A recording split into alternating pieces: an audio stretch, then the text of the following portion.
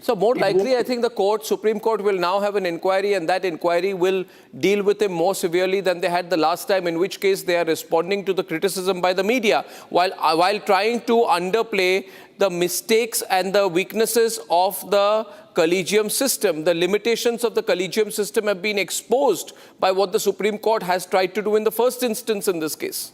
See, the in-house inquiry system was created by the judges to protect, because there are allegations against judges saying so-and-so judgment, somebody doesn't like a judgment which you've given, you're criticized saying that the judgment has been given under pressure or the judgment has been motivated by corrupt motives. Correct. So those kind of allegations fly thick and fast against any judgment which somebody doesn't like. Yeah. In-house inquiry for that is okay. Or you have whispers about certain people, in-house inquiry is okay for that.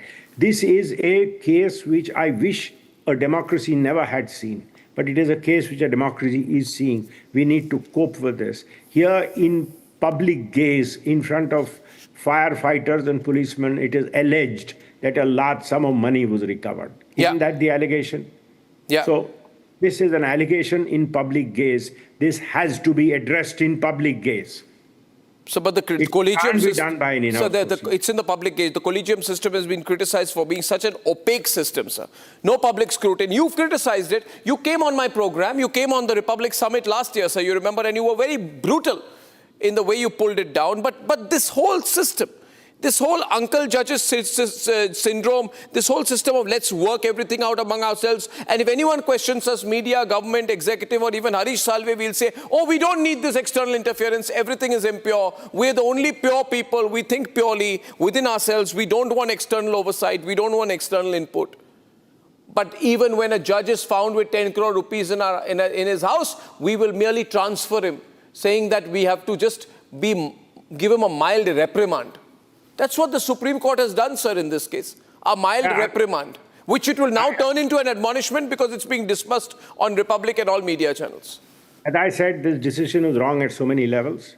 It's not right because it doesn't carry credibility. It's not right because a whole system is put on a question mark and you have to rise above this.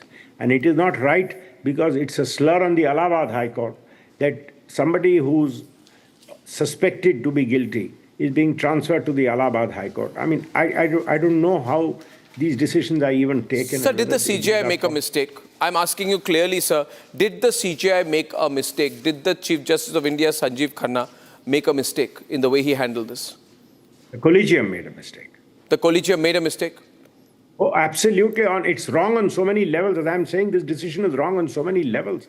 It's a mistake for the way it has been approached. It's a mistake to transfer a judge merely on allegations like this. Judicial work has to be withdrawn. And finally, it's a mistake to cast this aspersion on Allahabad High Court.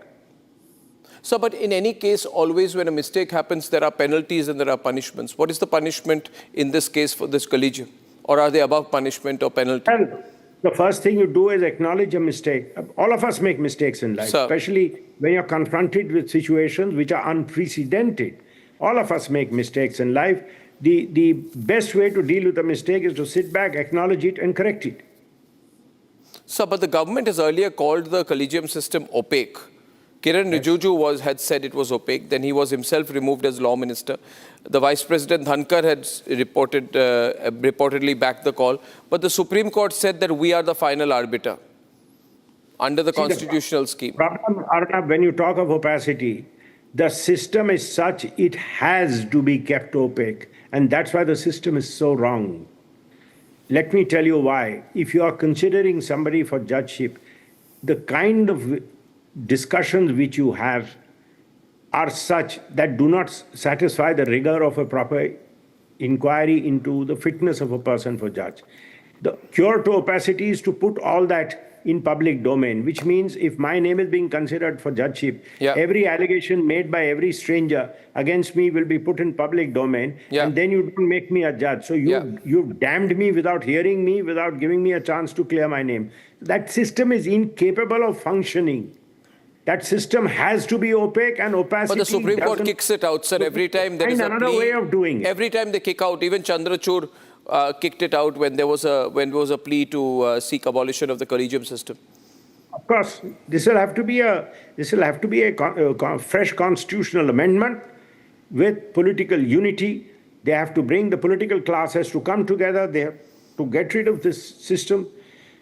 And if a fresh constitutional amendment is brought, if it is challenged, it has to be defended robustly.